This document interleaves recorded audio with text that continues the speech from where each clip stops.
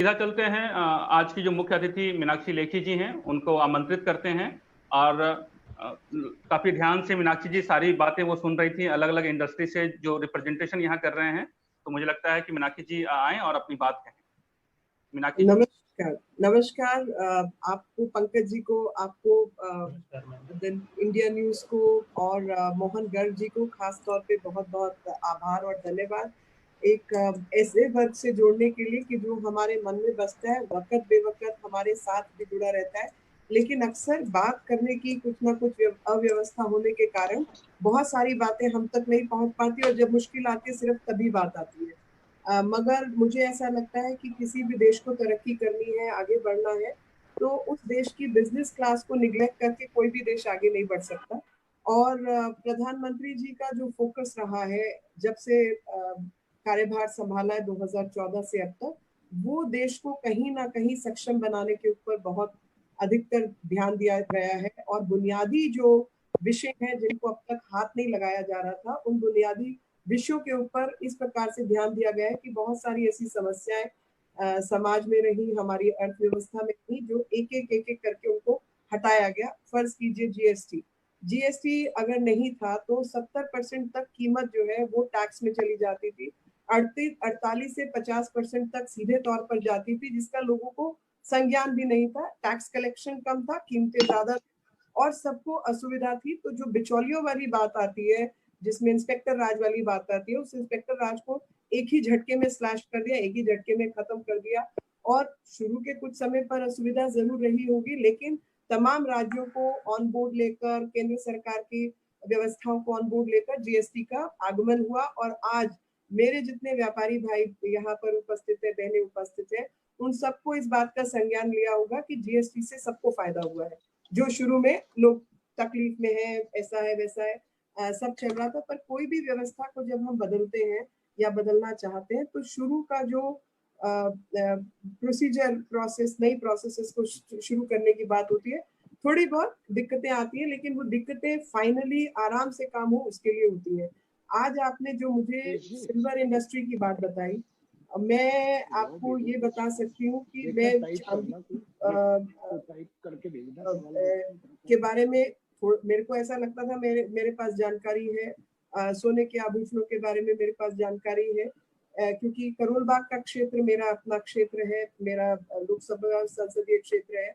लेकिन आज मुझे जो पता चला वो मुझे पहले जानकारी नहीं थी। तो कहीं ना कहीं मुझे ये भी लगता है कि आपसी संवाद में कमी होने के कारण बहुत सारी बातें हम तक नहीं पहुंच पाती हैं।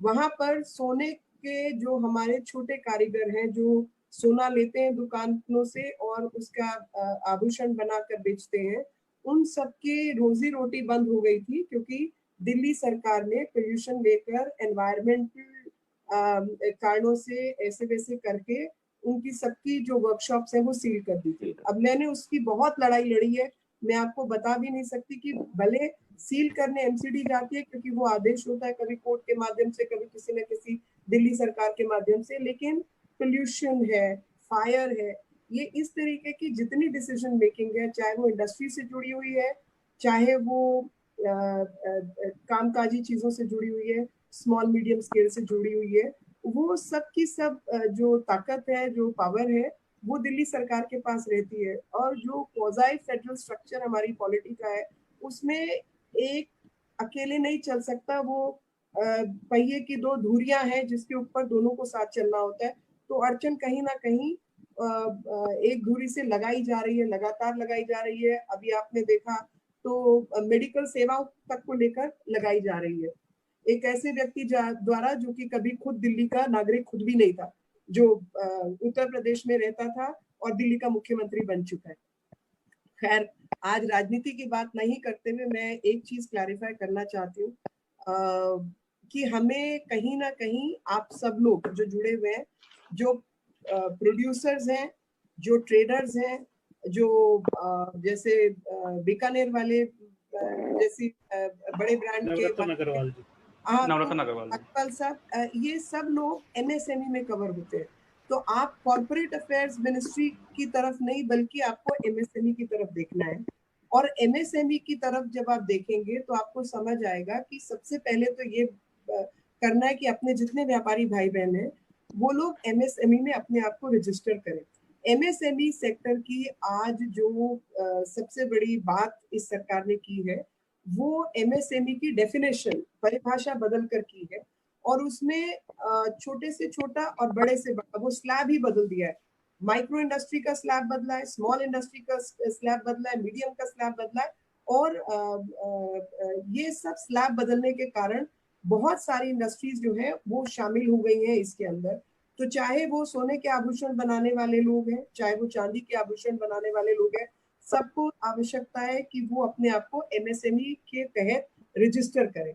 एमएसएमई के तहत रजिस्टर करने का कई सारे फायदे हैं, जिसमें से 16 फायदों की घोषणा सरकार ने की भी है।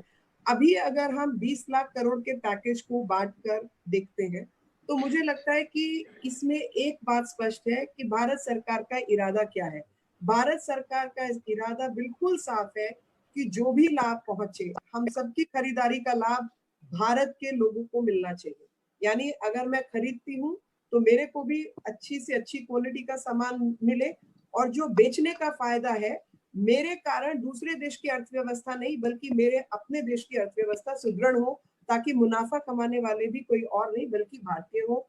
यानी इंटेंट और इरादा, और इंटेंट और इरादा एकदम से स्पष्ट है भारत सरकार का, जो 20 लाख करोड़ का कोरोना पैकेज के माध्यम से दिया गया है। इंक्लूजन इसका दूसरा मसला है। इंक्लूजन का मतलब हुआ कि एक तरफ अब हम भारत की बात करें तो मुझे बहुत कभी कभी दुख होता है कि खासतौर पे दिल्ली वाले तो सब सर्व समावेशी हैं। हम लोगों में तो किसी के मन में कभी ऐसा नहीं आया कि कौन व्यक्ति कहाँ का है।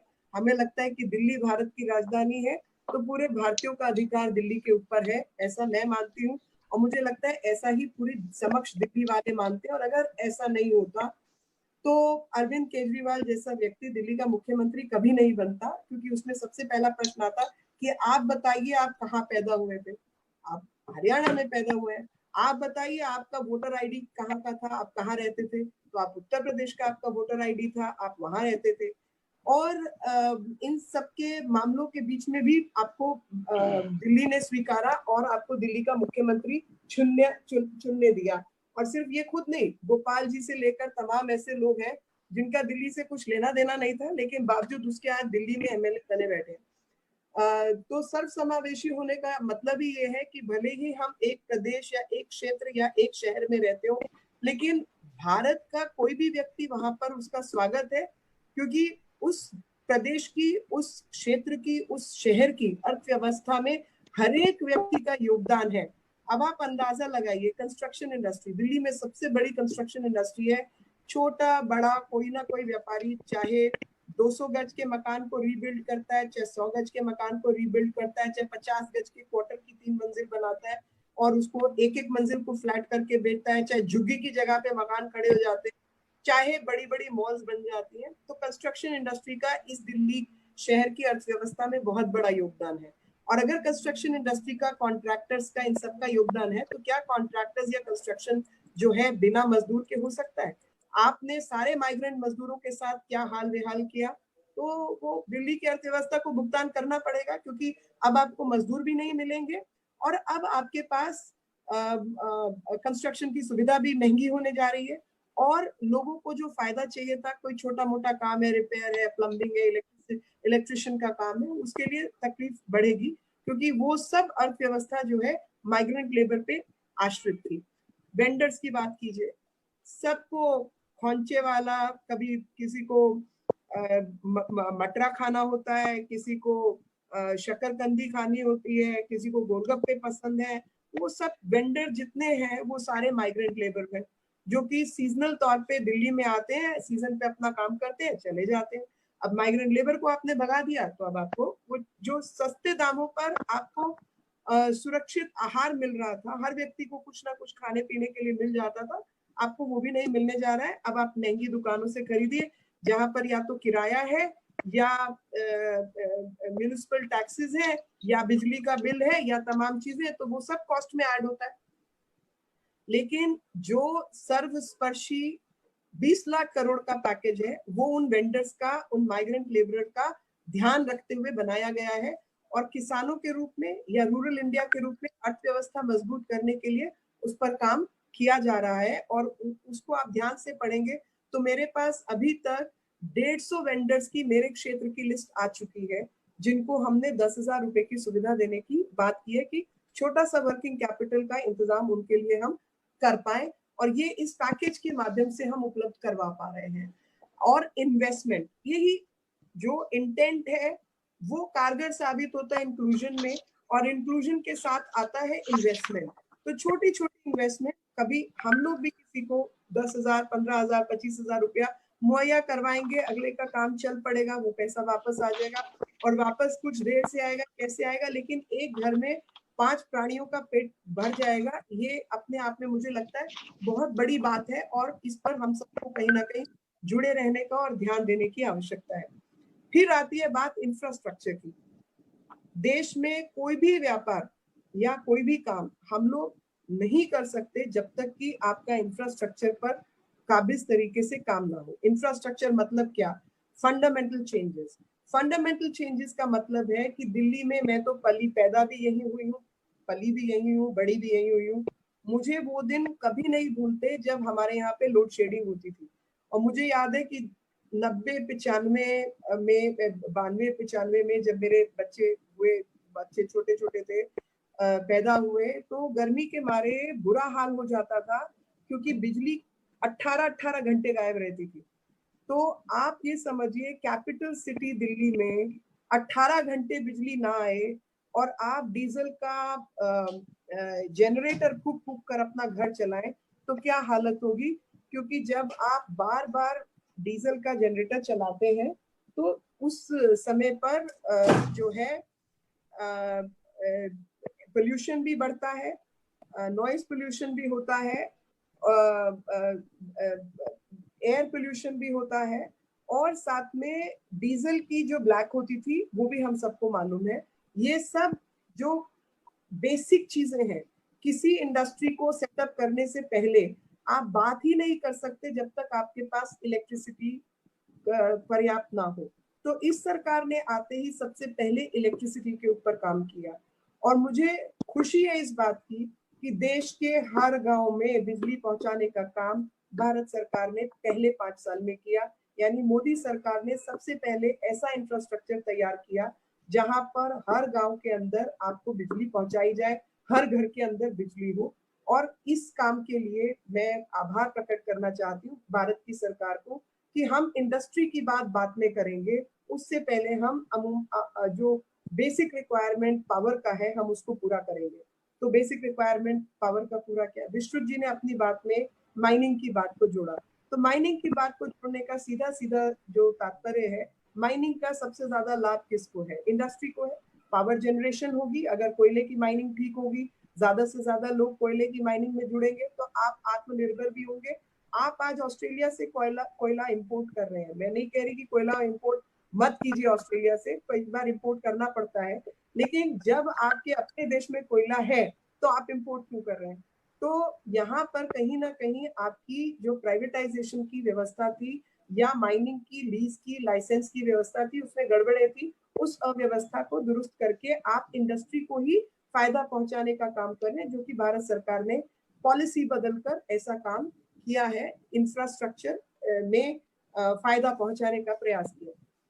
अगर आप चीन की अर्थव्यवस्था को और दिल्ली और हिंदुस्तान की अर्थव्यवस्था के बारे में अगर आप आकलन करें और उसको आप कंपैरेटिव स्टडी करें, तो आपको पता चलेगा कि चीन की जो अर्थव्यवस्था है उसकी जो क्षमता है, जो ताकत है, वो अधिक मात्रा में चीजें उपलब्ध कराने की और उसे जल्द से जल्द एक्सपोर्ट करने की है।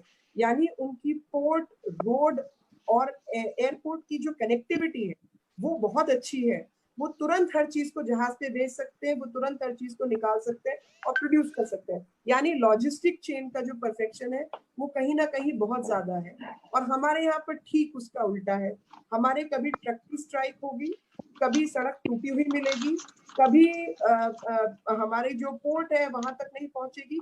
तो इस सरकार ने आते ही पोर्ट्स का जो काम है और जो इनर रोड्स, आउटर रोड्स, प्रधानमंत्री सड़क योजना के तहत सड़कें बनाने का काम किया है कि कहीं ना कहीं हमारी लॉजिस्टिक्स चेन जो है उसको एकदम ताकत मिले, और उसी लॉजिस्टिक चेन का हिस्सा है एग्रीकल्चर प्रोड्यूस मार्केट। यानी हमारे यहाँ पे ऐसा नहीं है कि किसान की पैदावार कम है, किसान की पैदावार भरपूर है, फल की भी है, अनाज की भी भरपूर है, सब्जियों की भरपूर है, फल फूल किसी की कमी नहीं है, लेकिन वो सब सड़के जाता है। वो सब सड़के क्यों जाता है? क्योंकि हमारी लॉजिस्टिक चेन में कमी है। जो सामान पैदा होता है उसके पैदा होने से जहाँ खपत वाली जगह है उस तक जल्द से जल्द पहुंचे, उसकी अव्यवस्था है। तो अब आज की तारीख में जो इन्वेस्टमेंट है, जो इंफ्रास्ट्रक्चर डेवलपमेंट है, उसमें उस लॉजिस्टिक चेन को मजबूत करने की बात की गई है। साथ ही कोल्ड स्टोरेजेस है जो कि सीधे तौर पर डिपेंडेंट है इलेक्ट्रिसिटी के ऊपर, कनेक्टिविटी के ऊपर, उन सब पर जो है जो ये 20 लाख करोड़ का पैकेज है उसके अंदर किसान से लेके मजदूर से लेके रूरल इंडस्ट्री से लेकर लॉजिस्टिक चेन उपलब्ध कराने तक के व्यवस्था है। और मेरा आप सबसे आग्रह है कि आप तो सब बिजनेसमैन है, आपको पैसे की समझ है, आपको पैसा कहाँ लगाना है उसकी समझ है, इसलिए मेरा आपसे आग्रह रहेगा कि लॉजिस्टिक चेन में इन्वेस्ट कीजिए, क्योंकि अगली बड़ी इनकम जो है लॉजिस्टिक चेन में है। और सस्टेनेबल डेवलपमेंट के तहत सूरज और जो रिन्यूएबल एनर्जी की जगहें हैं उन पर है, तो वहां पे इन्वेस्टमेंट का फायदा देश को भी मिलेगा और हम सबको भी मिलेगा। स्किल ट्रेनिंग का फायदा सबको मिलेगा, मेडिकल हेल्थ इंफ्रास्ट्रक्चर में इन्वेस्ट करने का फायदा सबको मिलेगा, और वो सब एमएसएमई में ही कवर्ड है।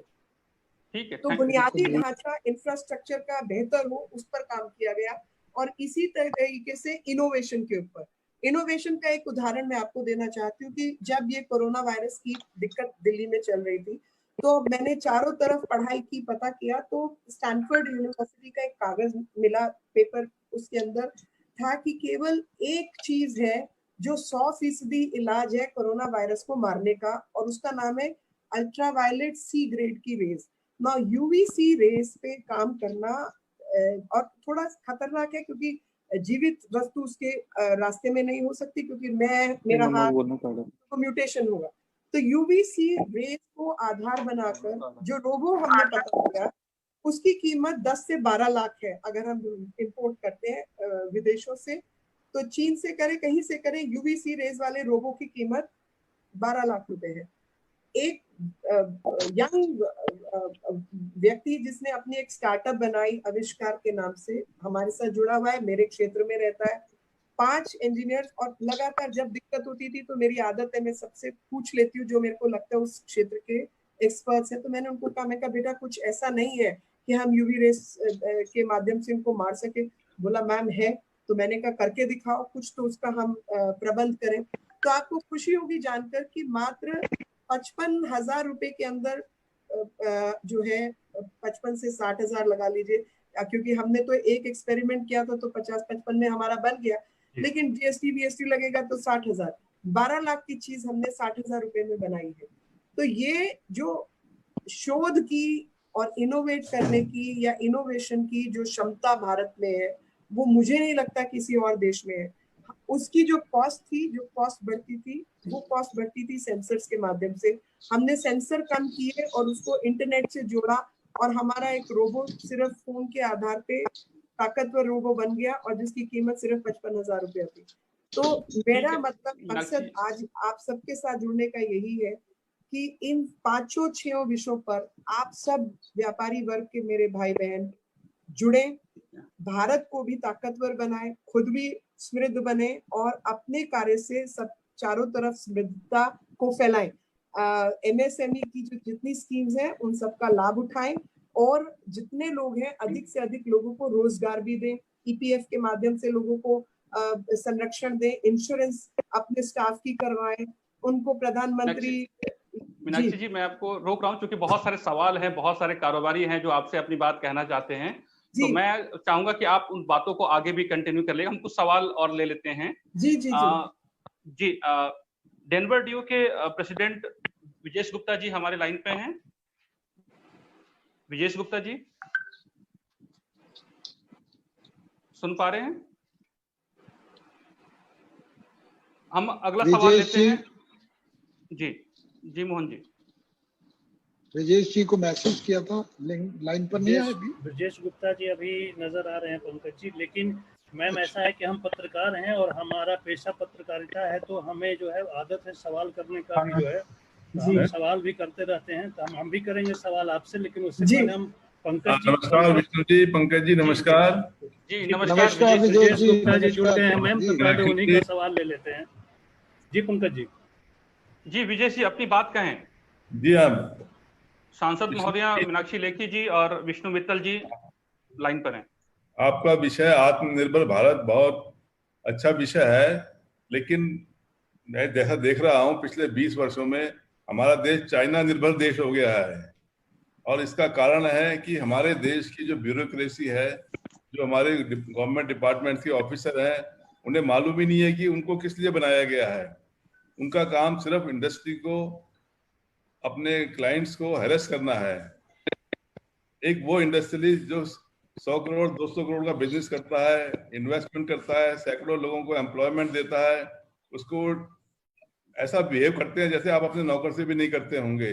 जब तक उनका माइंडसेट चेंज नहीं होगा, इंडस्ट्री डेवलप नहीं कर सकती। आज जो आदमी हजारों लोगों को एम्प्लॉयमेंट दे रहा है, करोड़ों रुपया आपको टैक्स देता है, सोशल वर्क करता है, जब तक उसका ख्याल नहीं रखा जाएगा, हमेशा उसको तलवार की नोक पे रखा जाता है। उसके अलावा हम जो इंपोर्ट कर, सारी दुनिया से इतना हैवी इंपोर्ट करते हैं, इसकी कोई आवश्यकता नहीं है। आप इसको, बाहर से गवर्नमेंट की पॉलिसी होनी चाहिए कि हम सिर्फ टेक्नोलॉजी को इंपोर्ट करें, वहां से टेक्नीशियंस को बुलाएं, उनको तनख्वाह इंडस्ट्री दे सकती है। उनको जो भी बाहर से अपना एमएनसी आता है, उसको कंडीशन होना चाहिए कि वो टेक्नोलॉजी प्रोवाइड करेगा। यश गुप्ता जी सवाल का जवाब ले लेते हैं मैडम से, फिर और 50% उसको एक्सपोर्ट की होनी चाहिए।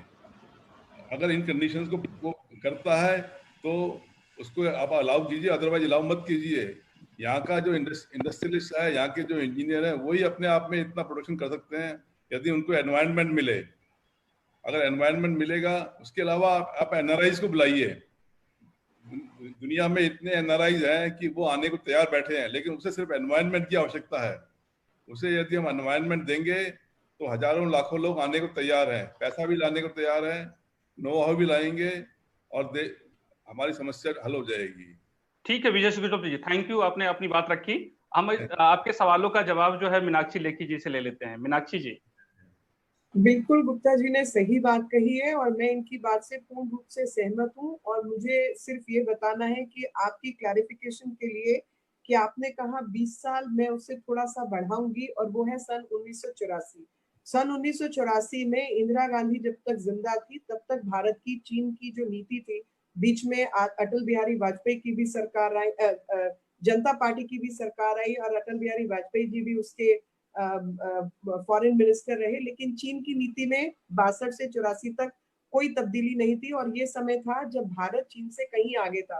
और 84 में पहली बार दिसंबर के अंदर राजीव गांधी की मुलाकात हुई चीन के राष्ट्रीय अध्यक्ष से थाईलैंड के अंदर, और हमने उनको छूटते ही मोस्ट फेवर्ड नेशन स्टेटस दे दिया। और उसके बाद लगातार हमारा बैलेंस ऑफ पेमेंट और इंपोर्ट एक्सपोर्ट पॉलिसी पूरी तरीके से बर्बाद हो गई और टिल्ट हो गई। और उसके कारण की वजह से आज भारत अपने खिलाफ की ताकतों को ताकतवर बना रहा है, ऐसा देखने को मिला। टॉय इंडस्ट्री में हम उनसे आगे थे, मेडिकल इंडस्ट्री में हम उनसे आगे थे, अंतरिक्ष में हम उनसे आगे थे, न्यूक्लियर एनर्जी में हम उनसे आगे थे। वो सब आगे होने के बावजूद हम लगातार अपना स्थान छोड़ते गए और वो स्थान पर चीन काबिज होता गया। तो मैं एक छोटा उदाहरण, क्योंकि आप इंडस्ट्री वाले, आपको ये बात समझ आएगी कि अगरबत्ती की इंडस्ट्री, अगरबत्ती हिंदुस्तान में सबसे ज्यादा जलाई जाती है। अगरबत्ती की, और ब्यूरोक्रेट्स की इन्होंने बात की, तो अगरबत्ती की इंडस्ट्री में ऐसा कानून बनाया गया कि 10 इंच से अगर छोटी नोड है या इंटर नोड है बैम्बू की, तो वो अगरबत्ती नहीं बनेगी और वो अगरबत्ती के लिए बैम्बू इस्तेमाल नहीं होगा।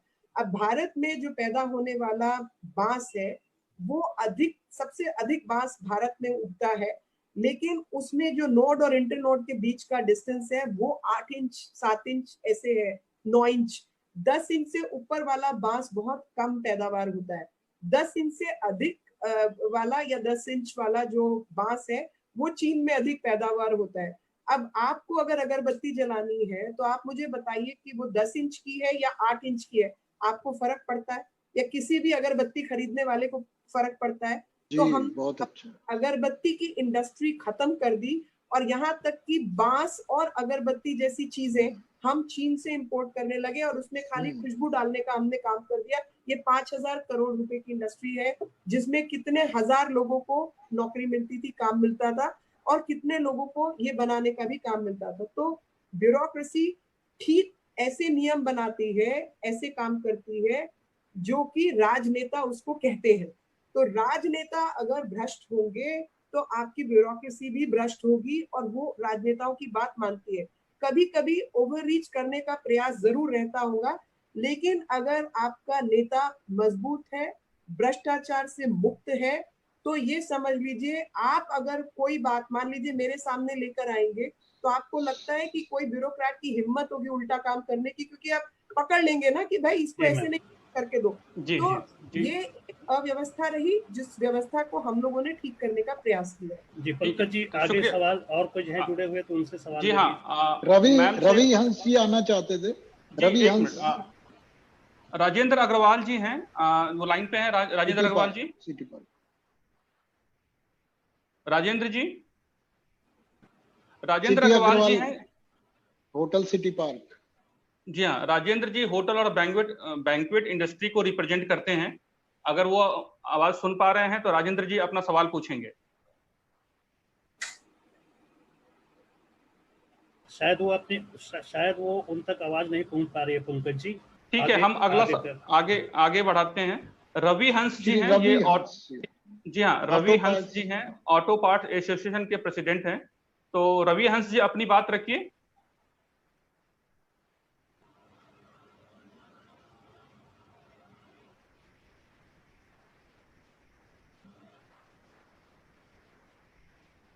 रवि जी बात सुन पा रहे हैं आप? अभी थे वो? हाँ अभी थे वो। चलिए पंकज जी, तब तक आप ही मैम से एक सवाल कर लीजिए, क्योंकि आपके मन में बहुत सारे सवाल उत्पन्न होते रहते हैं। कैलाश गुप्ता जी फार्मा ट्रेड से हैं। उदय जी, कैलाश गुप्ता जी हैं क्या फार्मा इंडस्ट्री से? कैलाश गुप्ता जी भी नजर नहीं आ रहे हैं। अगर कैलाश जी आवाज आ रही हो आपके तक तो बताइए, आप हैं हमसे जुड़े हुए हैं क्या? वो फार्मा ट्रेड से हैं। Kailash ji, Kailash Gupta ji all India chemist federation के प्रेसिडेंट हैं। वो फार्मा इंडस्ट्री से जुड़ा सवाल पूछना चाहते थे। जी, वो पूछना चाहते थे, लेकिन शायद उन तक भी हमारी आवाज नहीं पहुंच पा रही है गर्ग साहब। तो पंकज जी, आपके मन में कोई सवाल हो तो कर लीजिए तब तक मैम से। जी देखना इसका फोन आ रहा है। ये दोनों अच्छा मैम, पूरी सारी बात ये है कि आपने देखा कि जो अभी नाम लिया था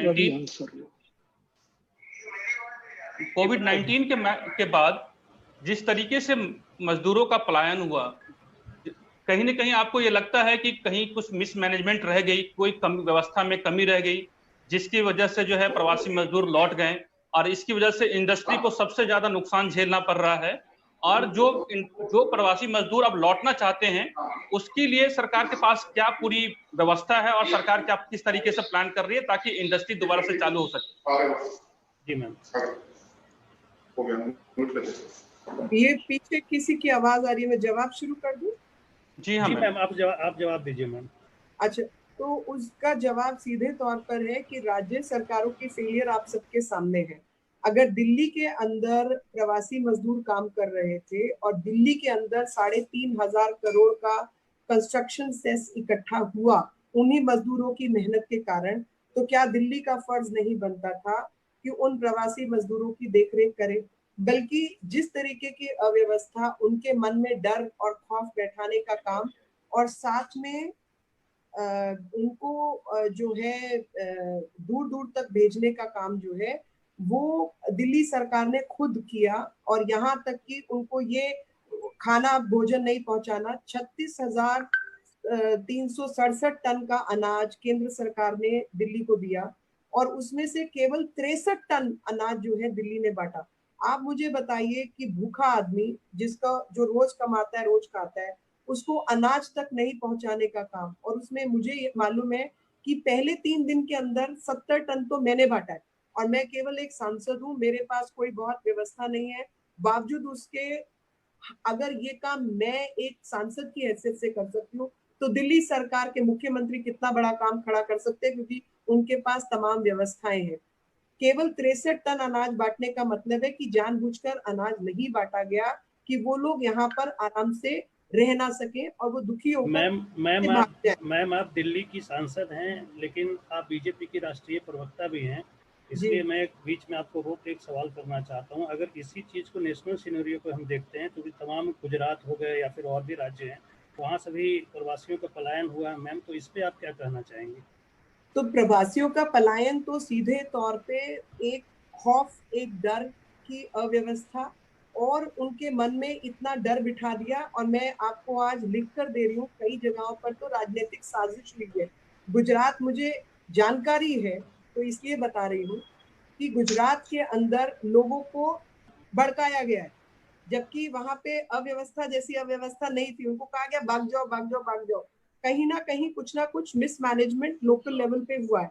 लेकिन आज मैं आपको लिख के दे रही हूँ कि कौन राज्य प्रवासियों को किस तरीके से ट्रीट करेगा, उसके आधार पर उस क्षेत्र के अंदर प्रवासी मजदूर पहुंचेंगे या नहीं पहुंचेंगे।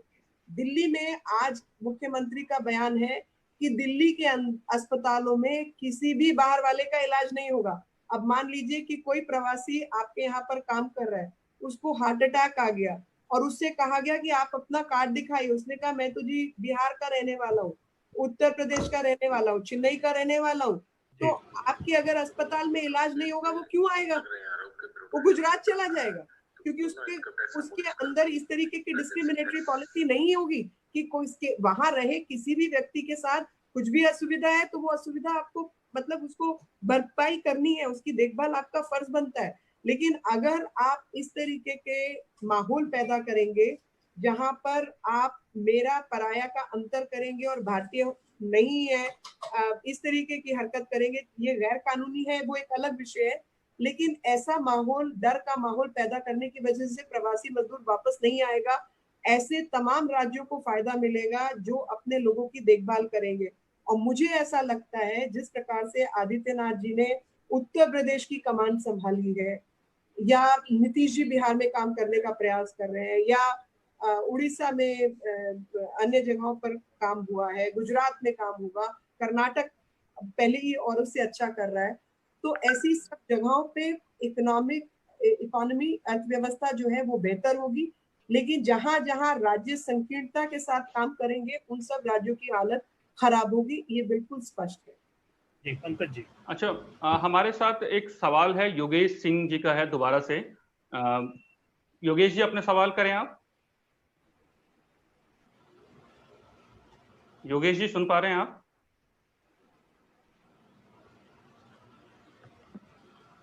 जैसा अभी विजय जी ने बताया कि भाई ब्यूरोक्रेट द्वारा शोषण होता है, तो क्या भारत सरकार, जैसे 2014 में बाबा रामदेव ने कहा था कि हम बैंक ट्रांजैक्शन टैक्स लाएंगे जिसमें इनकम टैक्स अबोलिश हो जाएगा और शोषण खत्म हो जाएगा, क्या सरकार इस पे भी विचार कर रही है, या सरकार का इरादा कोई आगे चल के इस सिस्टम को ही मतलब जो है ना एक ऑटोमेटिक सिस्टम में कन्वर्ट करने का कोई इरादा है कि भाई जिससे ब्यूरोक्रेट भी जो शोषण हो रहा है, इसलिए बिजनेसमैन लॉबी जो भी जहां भी सवाल होता है वो यही होता है कि यहाँ पर प्रताड़ना हो। मैम छोटा जवाब दीजिएगा ताकि और सवाल ले लें। देखिए, इनकम टैक्स के अंदर ऑलरेडी काफी चीजें बदली गई हैं और जिसमें पहली चीज है कि जो आपका टैक्स देखने वाला व्यक्ति है उसको पता भी नहीं है, वो एनोनिमिटी और एजुकेशन उस पर डाल दिया गया है।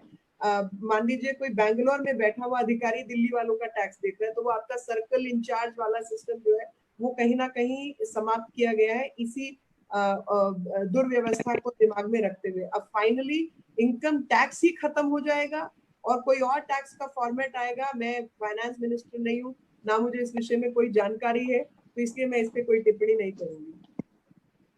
जी, नवरत्न अग्रवाल जी, आपके पास कोई है सवाल जो आप मैडम से जानना चाहेंगे, उसका जवाब? नहीं, बीजेपी बहुत अच्छा काम कर रही है और जो इनकी बातें सुनी बहुत अच्छा लगा हर प्रकार से। मेरा ऐसा कोई क्वेश्चंस नहीं है, बल्कि मैं तो ये कह रहा हूँ कि सरकार और हम और एम्प्लॉइज और हम सब मिलके काम करें किसी प्रकार से, क्योंकि दुविधा बहुत ज्यादा है, सभी के पास तकलीफ है पूरे वर्ल्ड वाइड। इस वर्ल्ड वाइड तकलीफ में क्या है कि हम जो सर्वश्रेष्ठ हो सकता है वो करने की कोशिश हो, एफर्ट्स पूरे हो। बाकी मेरे कोई क्वेश्चंस नहीं। पंकज जी हमारे साथ तमाम लोग जुड़े हुए हैं पंकज जी, और कोई लोग हैं जो मैम से सवाल करना चाहते हैं? एक सवाल ऑनलाइन है, कुछ कारोबारी जगत से अलग अलग लोग सवाल पूछ रहे हैं, जिसमें कॉमन सवाल ये है कि जब तक ये कोविड-19 का ये संकट हमारे देश में है, तो क्यों ना ये टैक्स जीरो कर दिया जाए। कॉर्पोरेट टैक्स जो लिया जा रहा है वो जीरो, जो प्रधानमंत्री जी ने 20 लाख करोड़ पैकेज की जो घोषणा की है, उस घोषणा की बजाय जो है वो टैक्स जीरो कर दिया जाए। मैं कोई टिप्पणी नहीं करूंगी, क्योंकि ना तो टैक्स के आंकड़े मेरे पास है, ना बाकी चीजें मेरे पास है। जब इंफ्यूज करना है सरकार को, आपको, दुनिया को, सबको पैसा देना है, कम इंटरेस्ट पे पैसा देना है, मार्केट में पैसा डालना है, वो पैसा नहीं आएगा तो मार्केट में क्या डालेंगे? तो और इन्फ्लेशन का भी ध्यान रखना है। तो इस तरीके की टिप्पणी से मैं बचना चाहूंगी जो कि पूरी अर्थव्यवस्था का भट्टा बिठा दे। हम ना तो अर्जेंटीना है और ना ही कोलंबिया है। जी मैम। पंकज जी हमारे साथ रवि कुमार नजर आ रहे हैं स्क्रीन पे, अगर उन तक हमारी आवाज जा पा रही है तो वो क्या कहना चाहते हैं, मैम से क्या सवाल पूछना चाहते हैं? रवि कुमार जी, आप मेरी आवाज सुन पा रहे हैं तो मैम से सवाल? हाँ, मैं सुन पा रहा हूँ जी। हाँ, हेलो जी, अपनी बात रखिए, मैम से सवाल कीजिए। मैडम से हमारा एक ही सवाल है जो अभी जस्ट पंकज जी ने पूछा था। मैं इंश्योरेंस सेक्टर से बिलोंग करता हूँ, तो इंश्योरेंस में भी जो है लगभग 4.5% टैक्स होता है। लाइफ इंश्योरेंस की मैं बात कर रहा हूँ।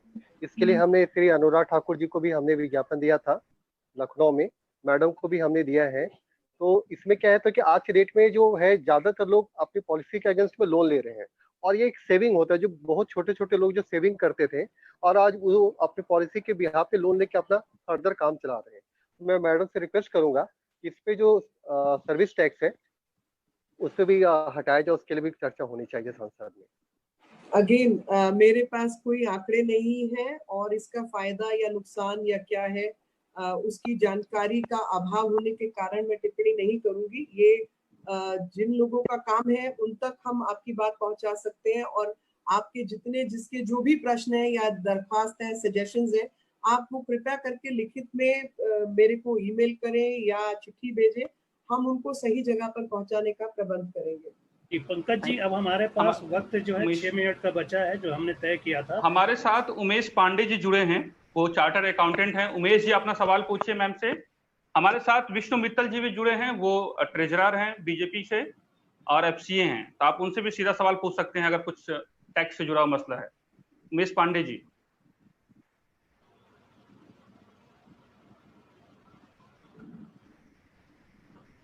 उमेश जी अभी कनेक्ट नहीं हुए हैं पंकज जी। मैं ये बोल रहा था कि हमारे पास 6 मिनट का वक्त बचा है, अगर हम इस वक्त को और बढ़ा सकते हैं कार्यक्रम के लिए तो कंटिन्यू कर सकते हैं, अन्यथा जो है वो उसको ध्यान में रखते हुए पंकज जी आगे बढ़ना होगा। मैं ये जानकारी देना जरूरी था, इसलिए मैंने आपको दे दिया है। जी हाँ जी।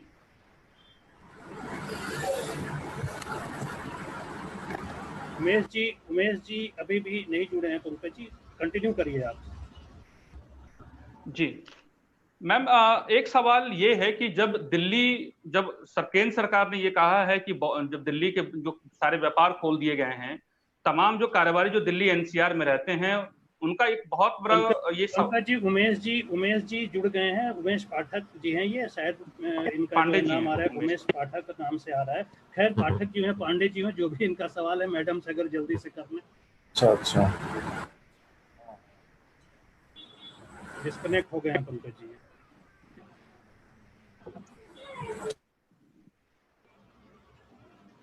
पंकज जी डिस्कनेक्ट हो गए हैं, आप कंटिन्यू करिए।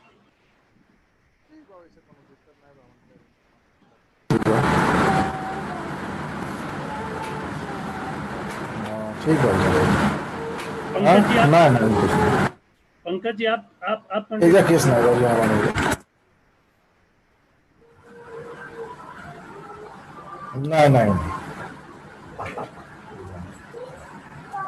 ठीक। गर्ग साहब आप कुछ करना चाहेंगे? जी, क्योंकि अब समय भी हमारा समाप्त होने वाला है, तो मैं सोचता हूँ इसको समापन मेरे साथ रवि हंस जी और ऑटो ट्रेड से और कैलाश गुप्ता जी फार्मर ट्रेड से जुड़ना चाहते थे, किसी कारणवश अभी नहीं जुड़ पाए।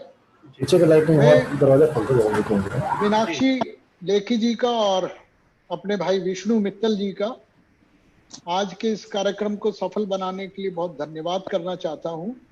इन्होंने हर सुझाव को हमारे को आश्वासन दिया है कि वो जहां उन्हें पहुंचाना है सरकार तक वो उसको पहुंचाएंगे। और जो हमारे प्रिय प्रधानमंत्री नरेंद्र मोदी जी ने आत्मनिर्भर भारत का एक आह्वान किया है, तो सभी व्यापारी बंधु उसको तन मन धन से अपना अथक प्रयास करके उस 5 ट्रिलियन इकोनॉमी जो उन्होंने नारा दिया है 2024 तक, उसको अवश्य पूरा करेंगे। क्योंकि ऐसा नहीं कि भारत हमेशा से पिछड़ा देश रहा है। भारत कभी पूरे विश्व में